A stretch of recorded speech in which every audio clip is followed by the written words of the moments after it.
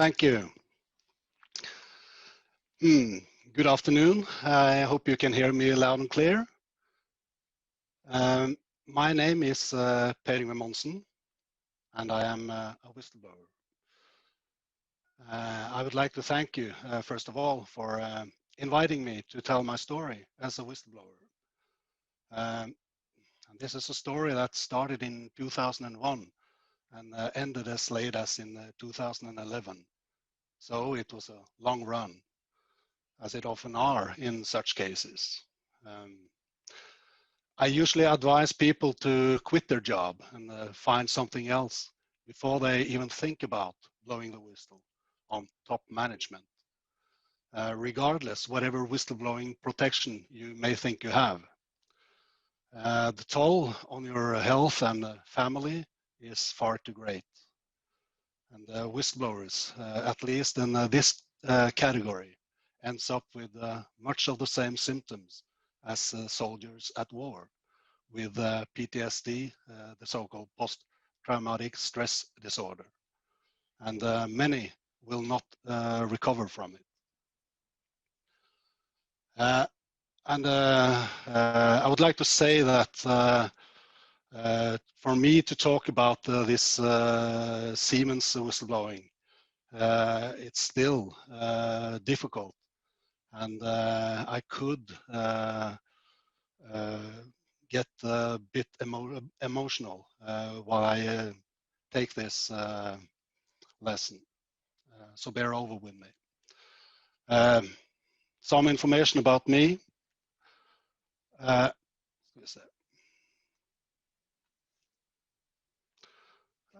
Jeg må nesten ta der.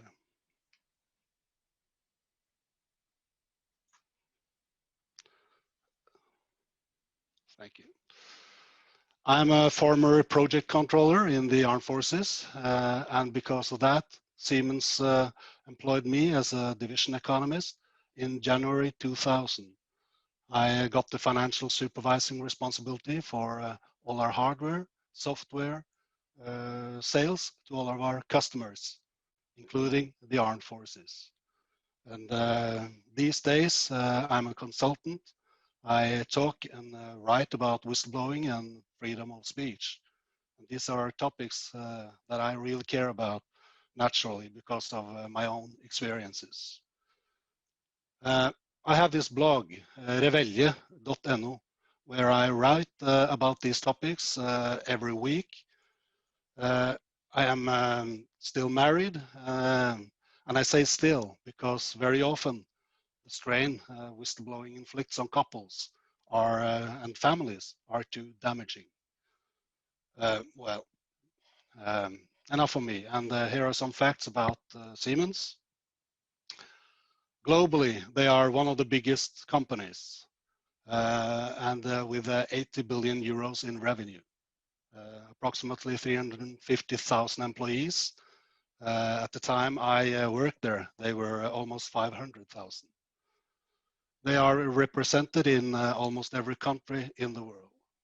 And they're also substantial in Norway, with €1 billion in revenue and 1,600 employees. Okay, exactly 1 year into my employment, Siemens won a major IT contract with the armed forces, which was to deliver a totally new IT structure to the entire armed forces with the estimated value of 1.5 billion Norwegian kroner. And as a result of a few years of bad numbers, the old management was replaced with a new one. The Germans wanted clean sheets along with the company's contract with the armed forces, and thus expected a major improvement in financial results. And it took only 1 year into the contract before I raised a serious concern about how we conducted our side of it. And I brought the matter up with a new CFO. And this could be seen as my first whistleblowing attempt. And it was based on the following documents. This document is an accounting overview, which in short shows that we have overcharged the armed forces with 18 millioner kroner in the first year alone. And I asked the CFO if the armed forces was aware of this. And he told me quite briskly, actually, that he would bring it forward and that I should not worry about it. Time passed on and I did not hear or see any changes. On the contrary, these illegal revenues kept on coming with additional millions. And later that year, the CFO ordered the sales manager to create a false calculus that show that we complied with the contract. And the sales manager, he came to me quite desperately because he didn't know what to do.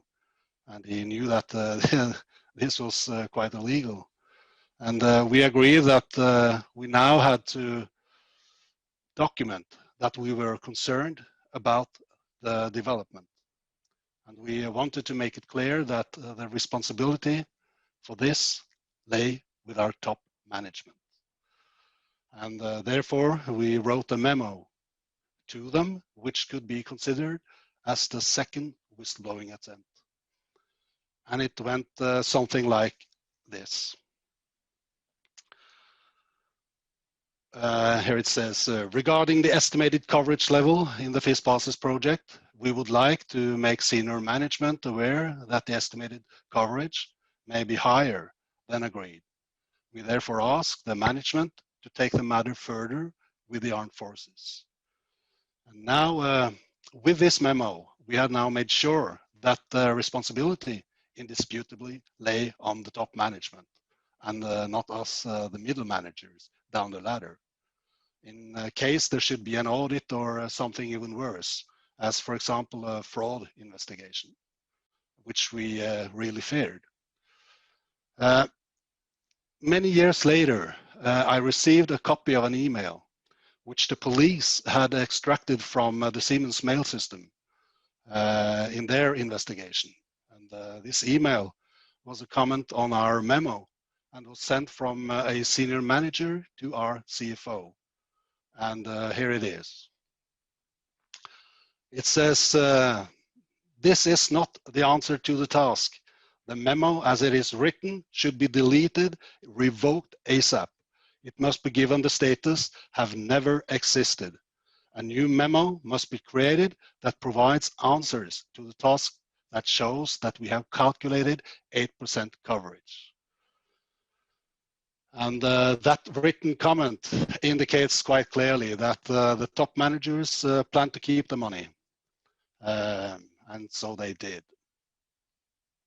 Just a month later, much of these illegal funds were booked and transferred to other divisions in the company, divisions which actually had significant losses. But with these transfers, it suddenly looked like the management had turned everything around and made it all profitable. In the board's annual report, as you can see here, they wrote that as a result of increased focus on major and profitable projects, the result has increased by nearly 12 million kroner. It was, of course, all a lie, but for the Germans, it seemed extremely good. They didn't know what was going on in Norway. And as a consequence, the senior management received millions in bonuses. The fraud continued in the same fashion the following year. So in early January 2004, I realized that I could not be a part of this anymore. In the hope that someone would clean up, I sent an anonymous whistleblowing letter to the German leadership. And it looked like this. I tried to write it in such a way that my identity was not too easily exposed, as well as posting the whole thing from the city's main post office, far from where I actually live. But since I also brought forward financial reports, which only me and one other person were able to produce, I knew that I would be exposed if the Germans handed it all back to the Norwegian management. The days and weeks passed. I heard nothing, which was really annoying and stressing. But then suddenly, one morning in February, I received an email, and it was from the CEO, who wanted a meeting with all the managers in the company, and the same morning. He didn't say anything about the agenda. And I remember the sweat just poured out from my forehead as I read this. And I had a terrible feeling that this actually applied to my anonymous whistleblowing. The minutes felt like hours while I sat there and waited, because the meeting was scheduled to 11 o'clock, and this was a couple of hours before. But finally, 10 minutes to 11, I walked out of my office, but was immediately stopped by the division director, a giant of a man, more than 7 feet tall, who sat behind his desk and waved with his arm. And he was actually speaking on the phone until the meeting had already started. But eventually he came out. With shaky knees, I looked up at him while we stood in the elevator on our way to the top floor where the meeting should take place. And I remember I asked him if he knew anything about the agenda. But he just stared in the wall and didn't give me any answers. I couldn't remember some mumbling. Now, my hands was shaking so badly that I had to hide them by put them in my pockets, not to reveal how nervous I was. And my courage had totally left me as we were about to enter the big meeting room. So I asked the director to go in first, with the pretext that I had to pick up coffee further down the hall. I didn't really need the coffee, but I needed more time to build up some courage for what I feared was going to happen. And my hands were shaking so bad that I couldn't hold the coffee cup. So I left it on the desk and went back to the meeting room door. And I stood there maybe for 20, 30 seconds and just listened. But I couldn't hear anything. And I found that both strange and quite scary. But finally, I opened the door and entered. As I entered, I saw that the room was packed with people, but nobody was talking.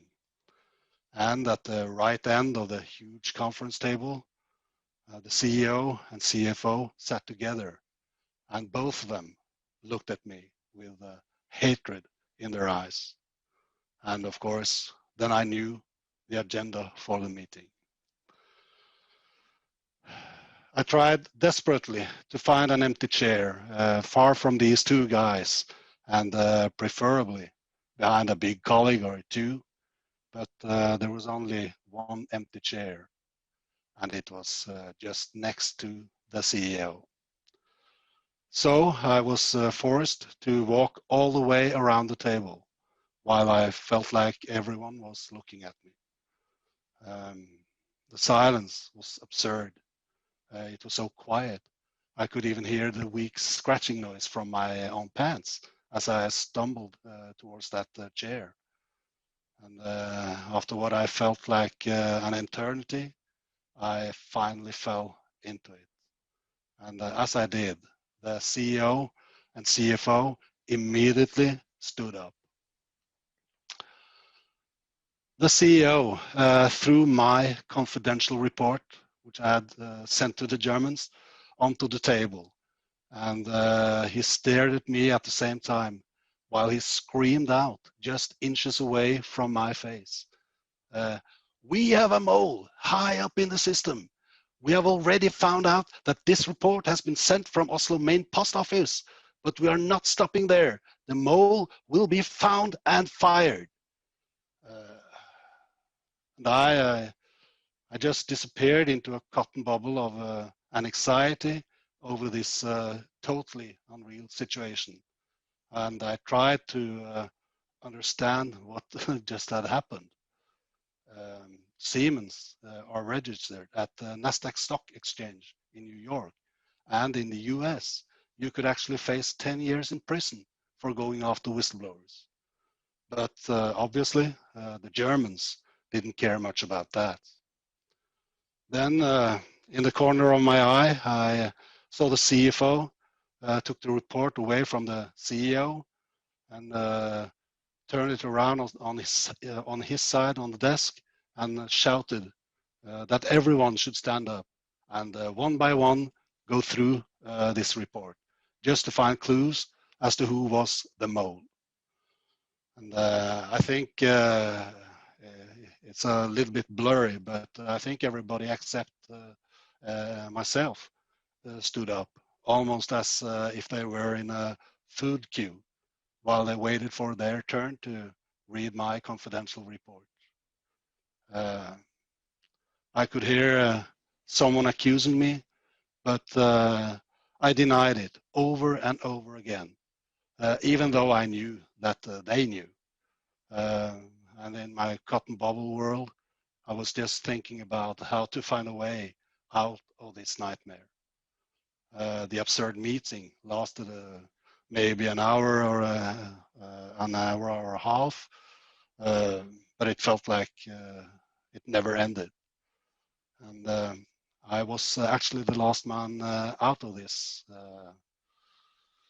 meeting. I staggered down to my office, but was then stopped by the division director, and he gestured me into his office and started the first of many following interrogations that I was subjected to.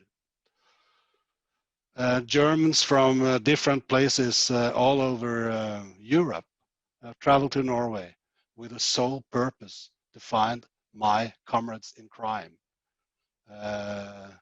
They thought others also were involved, and partly because the English in this report were too fluently to have had come from me. It's a bit funny to think about that, but in a way they were right. I wrote it in Norwegian, and my beautiful wife translated it into English. That's that. Yeah, but I remember I went home early that day. I threw up in the toilet and had an exceedingly difficult time. I knew I was done, not only in Siemens, but this management would make sure that I would never get a similar job elsewhere either. And I had been so incredibly naive when I trusted the Germans. And because of that, I hadn't even gathered documentation that proved the allegations in the whistleblowing alert that I sent them. And I knew it wouldn't be long before they found a way to remove me. So therefore I had to find as much evidence as possible and as quickly as possible if I wanted to fight them. And both me and my wife decided that I should. So that's why I forced myself to show up at work already the next day. And I must say that was one really tough decision to make. And it was incredibly scary to come back already the day after. But I also had to do this the following weeks and months, and by that continue to endure the pressure of interrogations and total isolation. Because it turned out that no one spoke to me, either because they didn't dare or because they saw me as a traitor, which most of them actually did. But at the same time, I also picked up documents in small quantities and hid them under my jacket and sneaked through the underground hallways that connects the various Siemens buildings together. And it was only through these hallways and the back door that I could get to the car unseen with the documents that I have taken, because elsewhere there were cameras all over the place. And Around the time I had gathered a substantial pile of evidence, the following letter came from the management. And it says, your work termination are due to company downsizing. So the top management had finished me off by erasing the entire division. And I was the only man who had to leave the company. And shortly after this, they also removed my access to all the Siemens buildings. And after an increasingly negative development, I decided that the only thing left to do was to alert the media. I thought that it might increase my chances, both publicly and in court, because this was now a court case. But it was a major risk. To involve media in such a case is pretty scary. It's like jumping off a cliff, not knowing what's waiting at the bottom. And it could easily backfire, as I also was involved in the scam. The newspaper brought it up big time, and it started with this posting in a nationwide newspaper. And it says, the armed forces are investigating. With inflated invoices, Siemens may have overcharged the armed forces with up to 50 million kroner on a billion kroner contract. And this was for the first year of this contract only. And after this, a lot happened. Siemens denied any wrongdoing, but the armed forces accused them of violating the contract. And by doing that, they gave me some hope. But after a meeting between the armed forces and Siemens, suddenly no one would say anything. And the obvious reason for this total silence from the armed forces was that Siemens had told them that it would be better for them to clean this up discreetly, because personnel within the armed forces were also involved in the scam and had taken bribes. And because our customer suddenly wouldn't confirm contract breaches, I thought that I had lost. Because what can you do when the customer also denies any wrongdoing? But during the trial against Siemens that came up a few months later, 3 other colleagues stood up and supported my story. And as a consequence, they also lost their jobs later on. That's another story. But it probably made an impression on the judge. And the trial ended up with headlines like this. Crushing verdict. Siemens lost at the most significant points in the labor trial against Per-Yngve Monsen. The judge also said something about the overbilling of the armed forces and implied it was my superiors who was responsible. But the fraud was not the issue in this court case. The task here was to find out if I had been illegally fired because of the whistleblowing.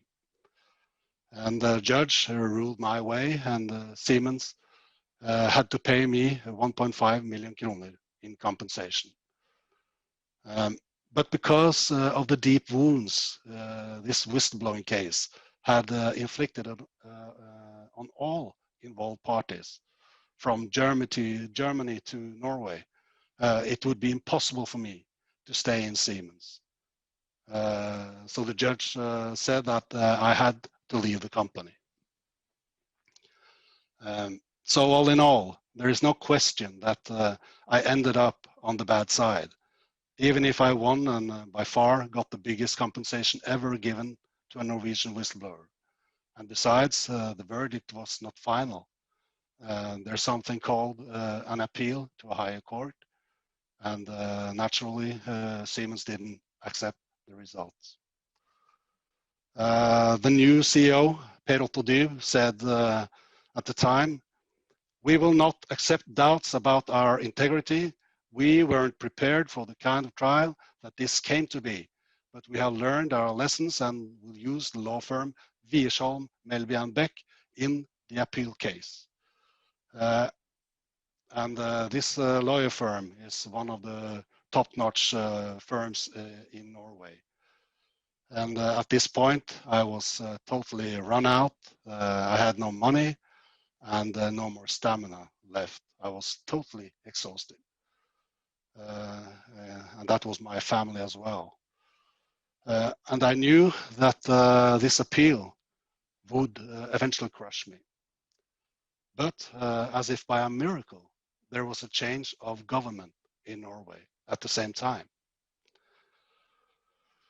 The new Minister of Defense, Anne-Grete Strøm-Eriksen, as you see here, wanted to straighten things out.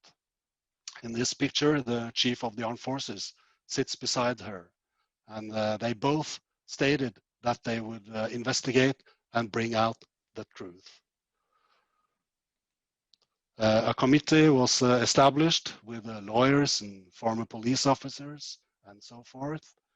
And it took them a couple of months to conclude that Siemens had to repay an amount of 76 million kroner due to the overbilling of the armed forces.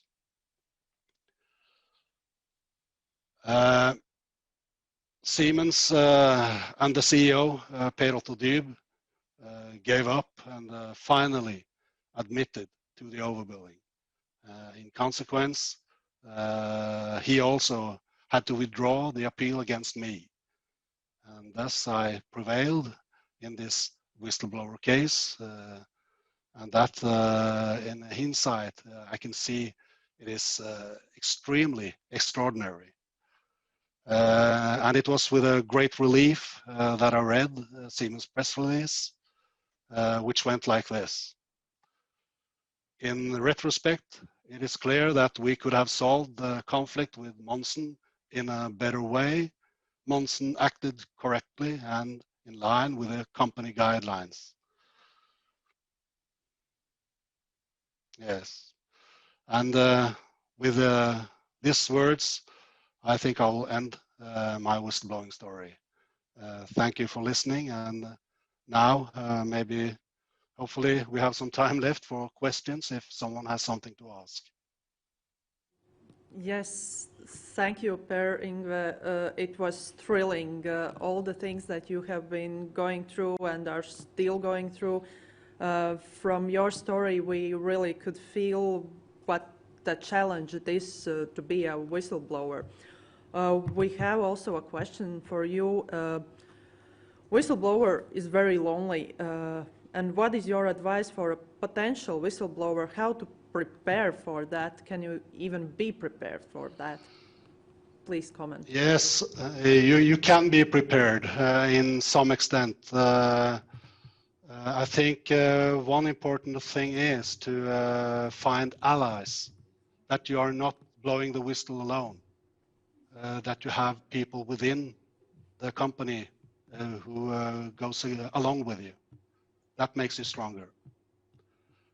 But it also depends on what you are blowing the whistle on. If it's related to the company's top management, I think you will find it will be extremely difficult, whatever it is, and how many you are, actually. And the laws would not protect you when you blow the whistle in that direction. They will find a way, mostly. Knowing all this, would you do it again? Yeah, I would. But as I said previously, it's better to do it after you have quit your job. Because when you are blowing the whistle and still work there, then it gets really difficult, and you are very vulnerable. So, but I would have done it again, but somewhat different, yes. Thank you very much. Of course, we're still believing that we're still alive after the whistleblowing. And what are you doing today to promote whistleblowing and freedom of speech? Yes, I talk about that, and I write about it in my blog.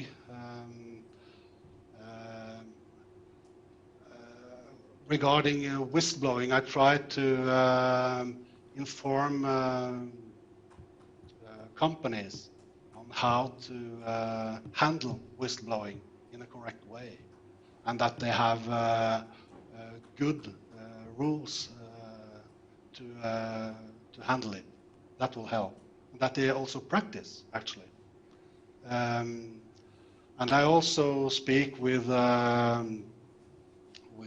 employees all around, and give them advice on how to do this, and that they really have to do it proper and in the open and as honest as possible. But I must say that even in Norway, whistleblowing is facing hard times quite often. Thank you very much for your support and advice. What support from a state whistleblower should receive, in your opinion?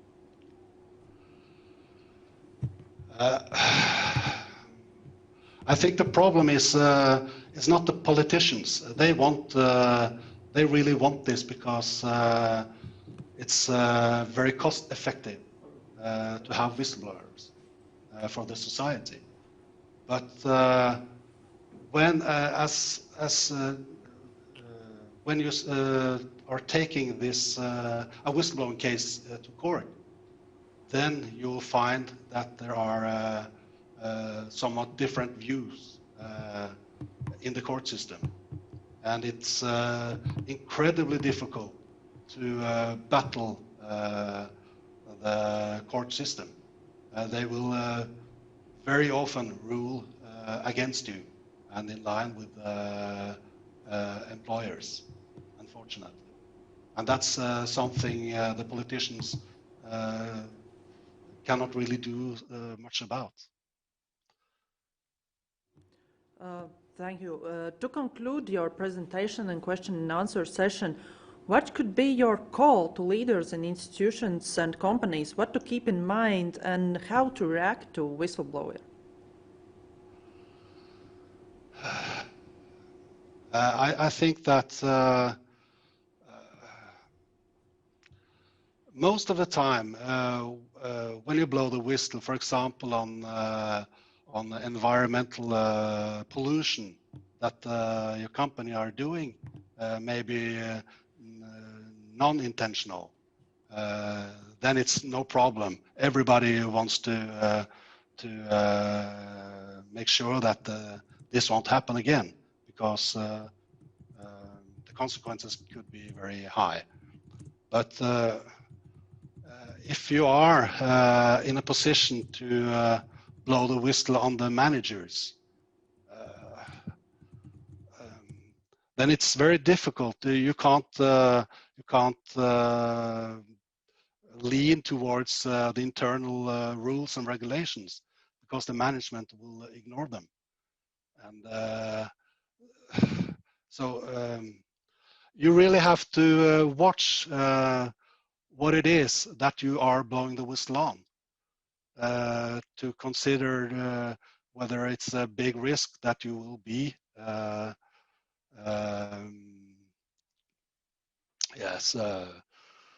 exterminated, really, or not. I think that's what I can say about this. Thank you again, Mr. Monsen. We hope that the leaders will hear you and understand that the whistleblowing is a benefit, not a threat for them. Again, thank you very much.